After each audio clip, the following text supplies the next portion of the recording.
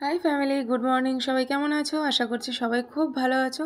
Welcome back to my another blog month Majumdar চ্যানেলে। তোমাদেরকে সকলকে স্বাগত আর ভালোবাসা।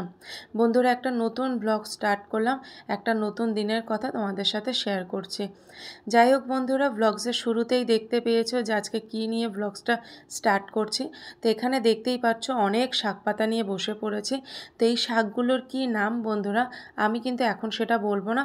তোমরা কমেন্ট করে বলবে যে এই শাকটার আসলে নাম কি। এই শাকটা খেতে কিন্তু আমার ভীষণ ভালো লাগে। মাঝে মধ্যে আমরা শাক পাতা খেতেই পারি, কি তাই তো? জানি না তোমরা কে কে শাক খাও বা শাক খেতে ভালোবাসো, বাট আমার শাক খেতে কিন্তু খুব ভালো লাগে। তবে যে কোনো ধরনের শাক যে খাই তা কিন্তু না।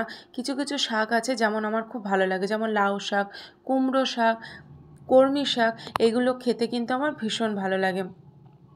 আর এখানে দেখো একটা বেগুন নিয়ে নিয়েছি। বেগুনটা একটু শুকিয়ে গেছে যেহেতু ফ্রিজে ছিল, তাই বেগুন দিয়ে শাকটাকে রান্না করব। আর শুধু শাক রান্না করলে তো হবে না। তো এখানে দেখো চিকেন রান্না করা হয়েছে বাড়িতে। আজকে চিকেন কষা করা হয়েছে। আজকে যেহেতু সানডে, তাই আজকে চিকেন করা হয়েছে। সানডে মানেই চিকেন ডে, তো আজকে চিকেন করা হয়েছে। ডুগুর বায়না যে মা আজকে কষা কষা করে চিকেন করতে হবে, তাই দেখো আজকে চিকেন কষা করলাম। তো ব্লগসটা খুবই ছোট হলো বন্ধুরা। ব্লগসটা ভালো লাগলে অবশ্যই কমেন্ট করে জানাবে, আর কেমন লাগলো তাও কমেন্ট করে জানাবে।